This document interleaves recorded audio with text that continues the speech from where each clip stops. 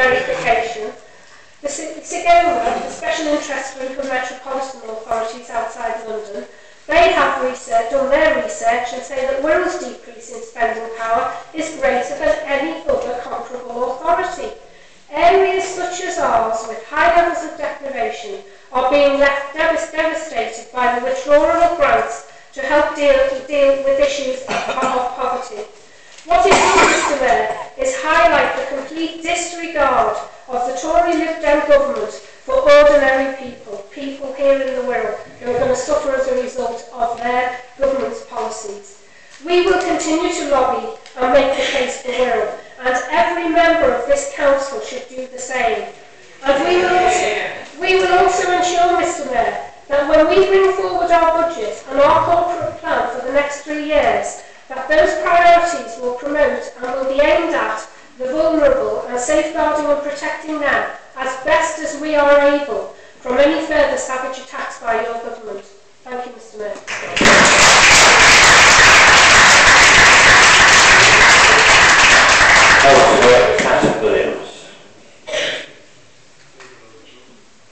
Thank you, Mr. Mayor. First of all, congratulations to Councillor Gibson and Councillor Hodgkin on their open speeches. It really is time for the Labour group to face up to reality, Mr. Mayor, to be factual and honest with the electorate, instead of making selective, convenient comparisons to give the impression that the allocation of the rate support grant is unfair. As our amendment says, nothing has changed. If we had a Labour government, the process would be just the same. What is puzzling though, Mr. Mayor, is why the leader of the council did not raise this perceived injustice during the recent meeting of party leaders with the government minister. Quite clearly, it would have been unfair and deeply unjust to ignore the greater needs of those in deprivation compared with those more affluent members of society. The way this government and the previous one distributes the RSG does take account of the varying economic situations in different parts of the country, rural and urban, north and south. It also recognises the consequent likely demands of the demographics and differences in these particular areas and allocates funding accordingly.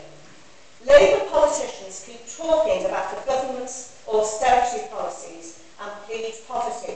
They constantly criticise the government, whatever it tries to do to bring the country's finances under control. Labour left the finances of this country in a mess, which is going to take years to sort out. Times are tough, not only in this country, but in many others, and we just have to face up to it. However, despite financial pressures, the present government is doing more to rid our country of unfairness than any previous one. Quite clearly, Mr. Mayor, there is a lot more. Quite clearly, Mr. Mayor, there is a lot more to be done, but with Liberal Democrat involvement, they are on the right track.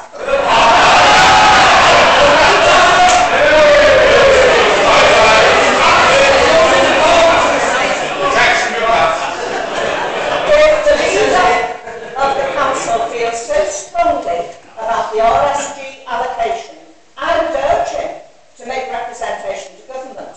However, he's encouraging council to make representation. I would urge him to make representation. I can see evidence of it.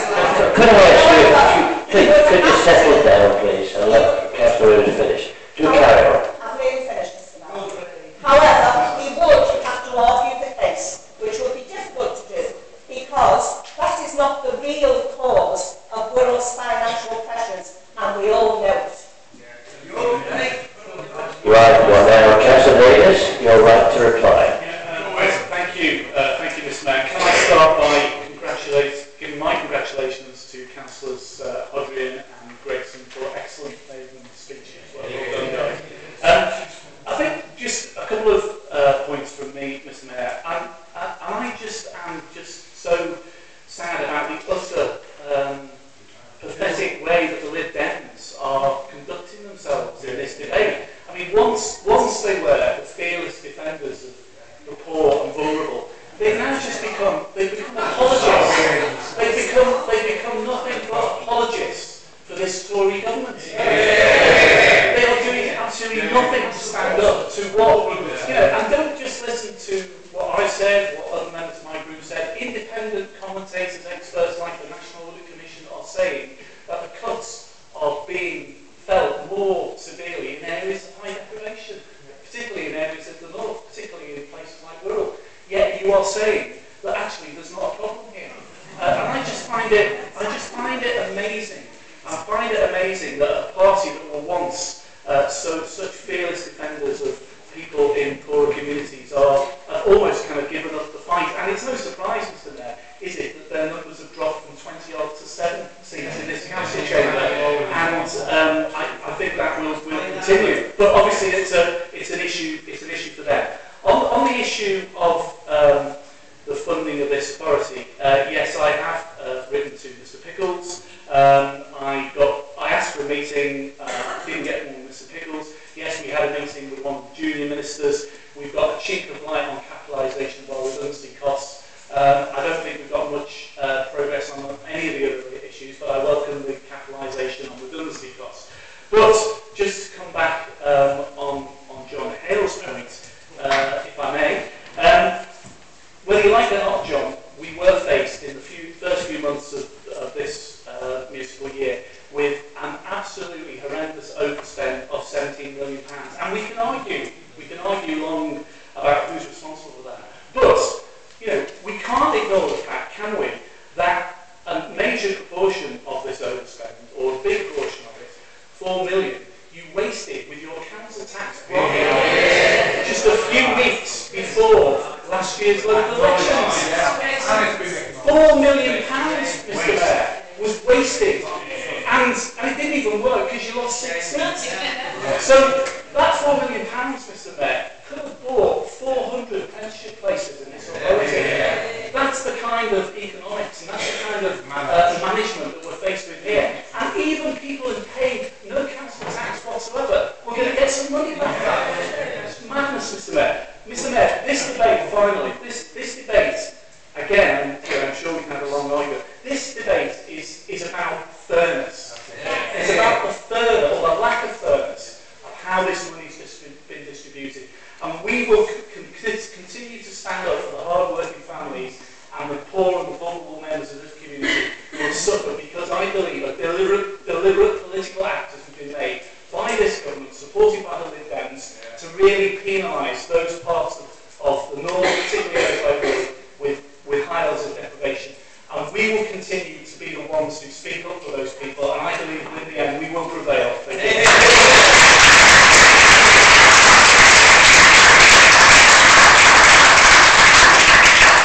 We're going to go on to the vote now. We have an amendment that was proposed by Councillor Brighouse. So firstly we'll vote on the amendment. Those in favour of the amendment?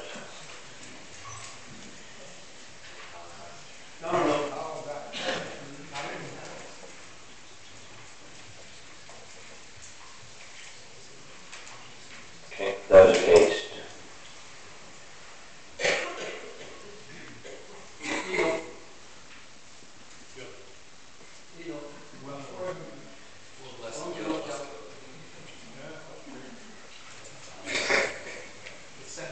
That is lost 27 to 35. We go on now to the main motion proposed by Councillor Davis. Those in favour of the motion?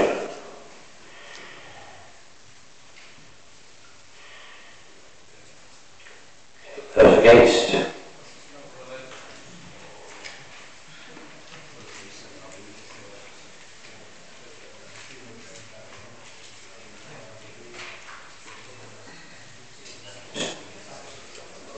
That's carried, but 35 to 27.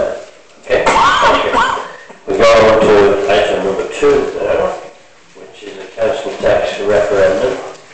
That's agreed. Second? Good. And we have an amendment, I think. Councillor Hackett. Thank you. And I understand the further amendment by Chairman Mark Johnson and Phil Gilchrist. Thank you. Right. Go on to the proposal of the motion. Okay. Thank you, Mr. Mayor. It was quite interesting in the last debate we've just been talking about what the government not giving Wirral enough money and hard-pressed people were that it was taking on that. Well, of course, as far as this goes, the government has given us 1.3 million, and that's on top of the 9.8 million already received by the council for the purpose of freezing the council tax. Now, I can't think of a better way, other than reducing the council tax, of protecting those people that we've just heard the Labour Party talking about, that they say are being impacted so disproportionately. But actually, freezing the council tax so as to maintain a person's the amount of money a person actually has in their pocket. I'm also concerned that it appears that certainly all the planning and all the conversation that one hears, that the Labour Party are actually in fact planning to increase the council tax, and to increase the council tax by 1.9%.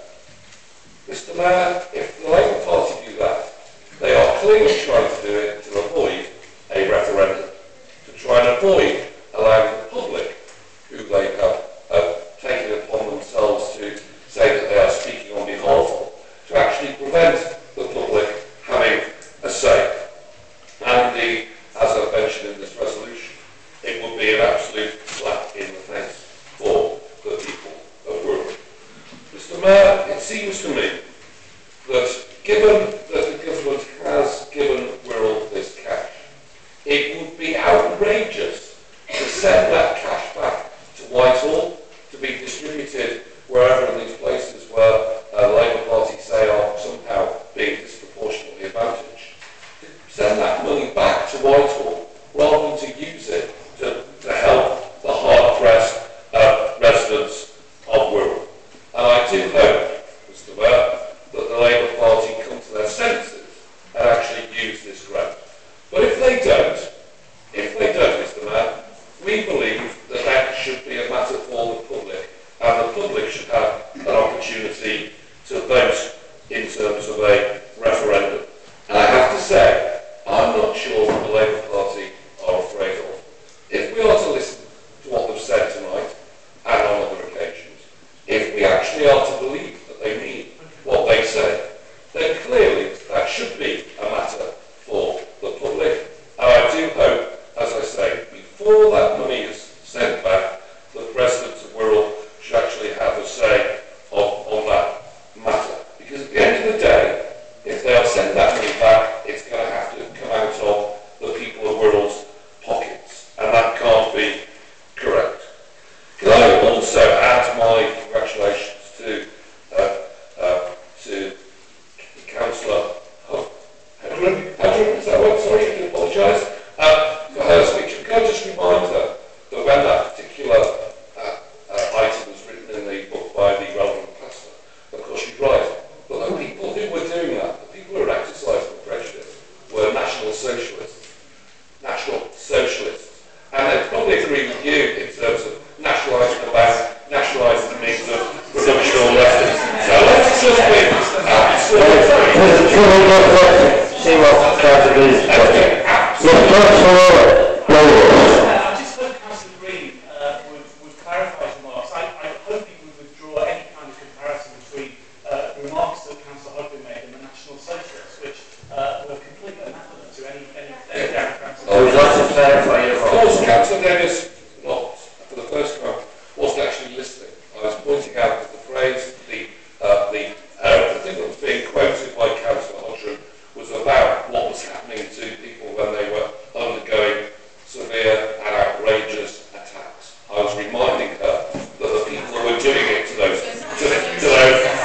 groups were in fact National Socialists. You might not like it, but that was their title, National Socialists. They believe in taking that freedom away. They believe in nationalising the banks and the rest. So, we've got to give away your point there first. Yeah, what's the point? I'm afraid Jeff's clarification has not resolved the issue.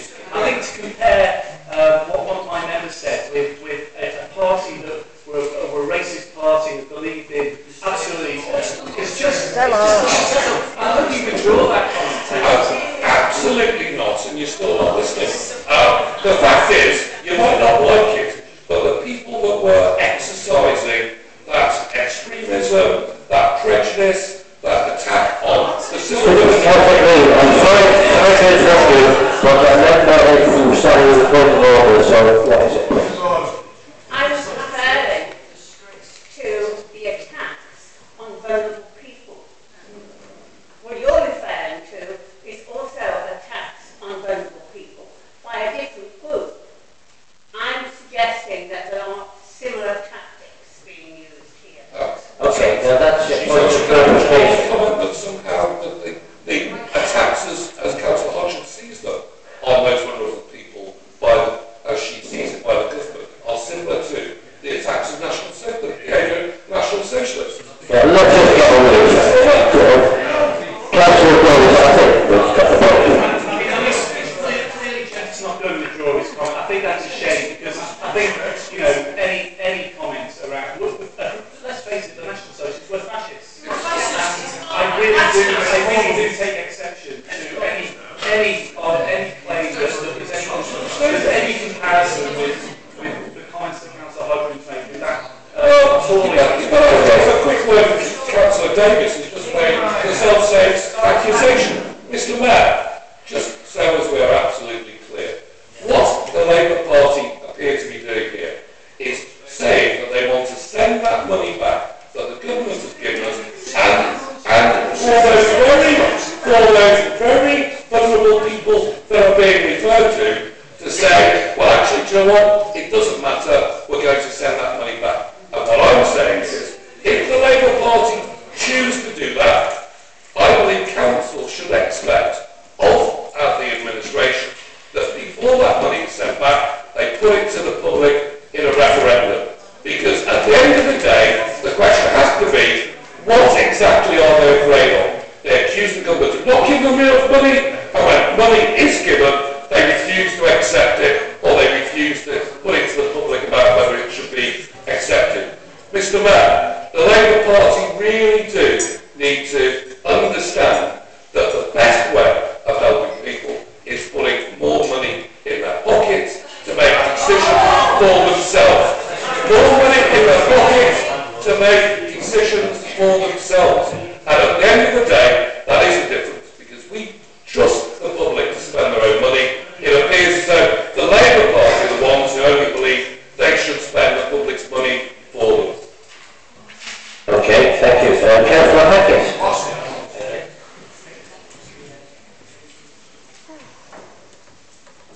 Thanks, Mr. Mayor. First of all, can I congratulate Councillors Gregson and Hodgkin on their maiden speech tonight. Thank you, Mr. Mayor. I really do think that it is somewhat playing with the truth to suggest that the Tories are simply refusing this money or sending it back, as Councillor Green said. The claim is made with no evidence whatsoever, back up with assertions. But hey, with the Tory spin machine, the truth gets in the way of a good story, as we know. Mr. Mayor, the reality is we are looking at all options and formulas, but nothing is decided yet until at the proper time when we make our final budget deliberations, which will be about getting the best deal possible to maximise all possible funding for all our residents of the Wirral. Mr. Mayor, it is a particularly tough environment, but as we have heard in the early debate, the rules are not fair and we are penalised much more than those in the leafy Tory chairs, and it's made much harder, is it not, when this government keeps changing the goalposts in which we are supposed to work. As we heard recently, with other Tory councils being given permission to assess inflation-busting rise in its council tax demand without holding a referendum. And there's loads of examples of that, and I think we'll hear shortly the names of those councils. Mr. Mayor, as we know, public services on the Wirral are all threatened by this coalition government, slashing of over a third of its authority budget over the coming years.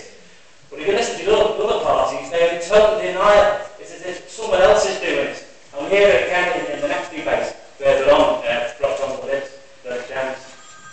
Mr Mayor, I'm sure the memory banks have been removed from the members of the Tory party opposite.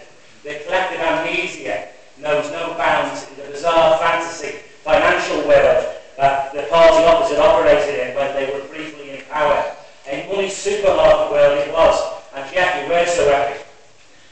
That epic, Jeff, you tell us on one hand that we're refusing cash when at the same time you left us with a £17 million overspending fine.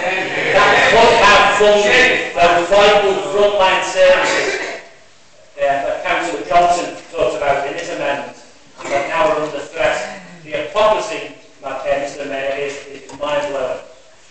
So epic, Jeff, you've given out council tax refunds to people who did not pay it, as we heard from Councillor Phil Davis earlier. Mr Mayor, I'm sure you would agree that you don't think it's fair that if you don't pay any council tax, you should get a cash handout. Remember the scheme, Mr Mayor. 29,000 households who did not pay any council tax were eligible for £680,000 in cash rebates. You couldn't make some of this up. It's all written down. You were so epic, yeah, you didn't even notice. So please stop trying to portray yourself as the taxpayer's friend. Instead of gameplay and grandstanding on this issue, on which no decision has been made, you should be working with us to find ways around the financial crisis we're in. But sadly, as we see with the non-engagements of their senior figures in the improvement process, they do not want to be involved in the realities, but rather pander to their egos, more interested to make the next headline, as we saw with Councillor Lewis recently. You know, it's going on about iPads. By the way, the rest of the Tory party are not taking these computers. This silence, Mr Mayor, is deafening. Mr Mayor, while all this showboating is going on, what is required and right for the people of Wirral, when we're making our final budget deliberations, will be fairness, and we will not be distracted or swayed by misinformation put out by Wirral Tory party, but rather we will be guided and united by our Labour principles to protect and help the most vulnerable in society. Mr Mayor, I ask Council, particularly the Dems tonight,